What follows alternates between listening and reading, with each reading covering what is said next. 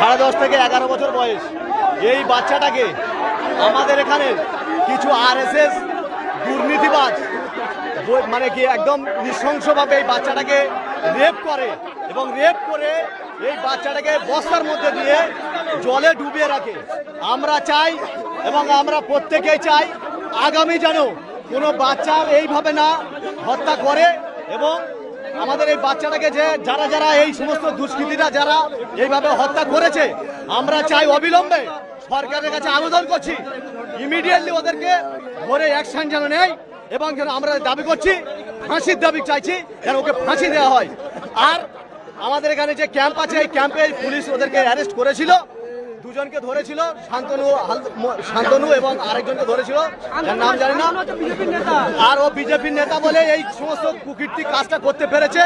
আমরা চাইছি ওকে অবিলম্বে ধরে, ওকে ধরেছিল পুলিশ ছেড়ে দিয়েছে ক্যাম্প থেকে, আমরা চাইছি ওকে যেন ইমিডিয়েটলি ধরে ফাঁসি দেয়।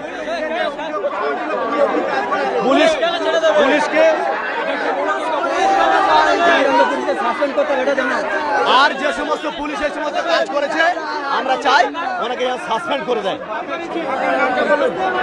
এই ছালদার আমরা এই ছোট্ট শিশুটির নৃশংস হত্যা খুনের দাবিতে আজ আপামোর চারিদিক দিয়ে হাজার হাজার দর্শক, হাজার হাজার জনতা এক জায়গায়। কি হয়েছিল কালকে সেটা বল।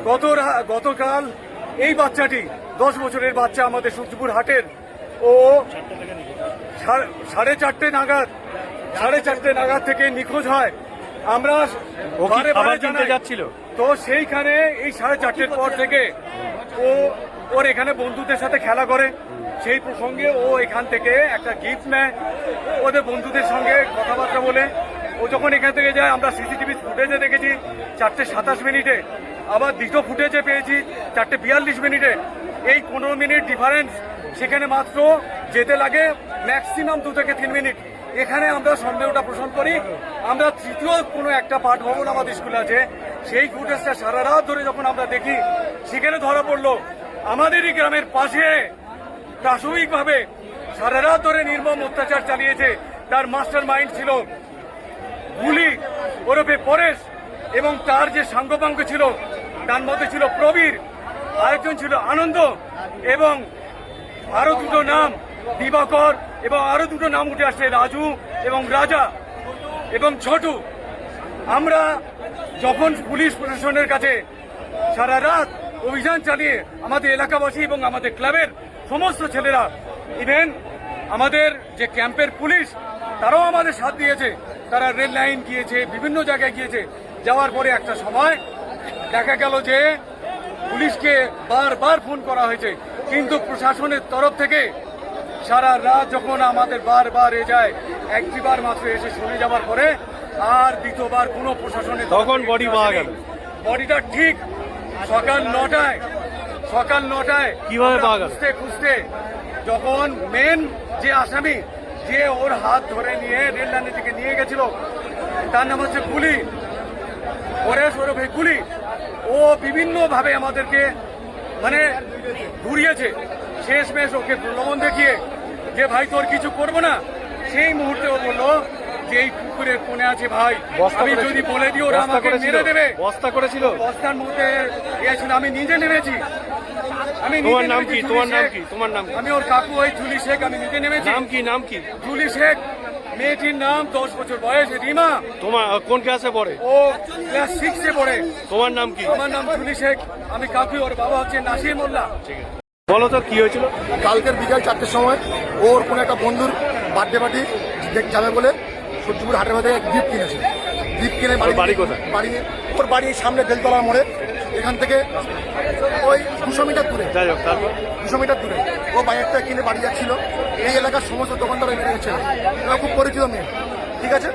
ও বাড়ি যাচ্ছিল, যে থেকে 4 জন দুষ্কৃতী কীভাবে তুলে নিয়ে যায় কেউ বুঝতে পারেনি কখন তুলে নিয়ে গেছে। বা গিফটটা কিনে আমরা জাস্ট সিসিটিভি করে এটুকু দেখেছি ওরা গিফট কিনে নিয়ে যাচ্ছে। তারপর কী হয়েছে আর খবর পাইনি আমরা। সারা ধরে খোঁজখবর চলেছে, থানায় জিডি করা হয়েছে, পুলিশের কাছে রিকোয়েস্ট করা হয়েছে, কিন্তু কোনো পুলিশ আসেনি। একবার শুনলাম ক্যাম্পের পুলিশ সাহায্য করেছিল 2জন মাত্র, তারপর তো তারা ফিরে পাওয়া যায়নি। আজকের পরে যখন জানতে পারলাম আসামি এই যে বস্তা আছে, বলো এদিকে তাকাও না তো, এই যে বস্তা আছে এই বস্তা ভর্তি করে নিয়ে ওরা পুকুরে ফেলে দেয়। আমরা খবর যাই এবং যে আসামি 3 জন আসামিকে আমরা ধরে ফেলি আমরা সেই 3 জন আসামি ধরার পরে পুলিশ আসামি তুলে নিয়ে ক্যাম্পে নিয়ে যায়। তারপর সেই ক্যাম্পে থেকে পুলিশ কি আসেনি? পুলিশ কি আসেনি? পুলিশ আসেন তখন শান্তির মন্দিরের নেতৃত্বে ক্যাম্পে পুলিশ ঢুকে দিয়ে সেই পুলিশ ছেড়ে নিয়ে চলে যায় এবং শান্তনু মন্ডলের নেতৃত্বে। তোমার নাম কি? তোমার নাম কি? আমার নাম মুজিবুর রহমান। এই যে একরত্তি নিষ্পাপ শিশুটিকে 9 বছরের শিশুটিকে নৃশংসভাবে হত্যা, ধর্ষণ, খুন এবং তারপর পুঁতে ফেলা হয়েছে, এর জন্য এলাকার সাধারণ মানুষ, শান্তিপ্রিয় মানুষ তারা রাস্তায় নেমেছে। তাদের একটাই দাবি, অভিযুক্তদের অবিলম্বে ফাস্ট ট্র্যাক কোর্টে বিচার চাই। আমি আইনজীবী হিসেবে এটাই বলবো যে অভিযুক্তদের অবিলম্ব ফাস্ট ট্র্যাক কোর্টে বিচার চাই। এবং মাননীয় মুখ্যমন্ত্রী তিনি বিধানসভায় বলেছেন যে যারা এই ধরনের অপরাধ করবে তাদেরকে সকালে ধরবে, বিকালে খরচ করবে। আমরা কি তার নিদর্শন দেখতে পাচ্ছি? আমি মাননীয় মুখ্যমন্ত্রীর কাছে অনুরোধ করব যে অবিলম্বে ফাস্ট ট্র্যাক কোর্টে বিচার চাই, দাবি আমরা সকলে। অভিযুক্তদের ফাঁসি চাই, ফাঁসি চাই।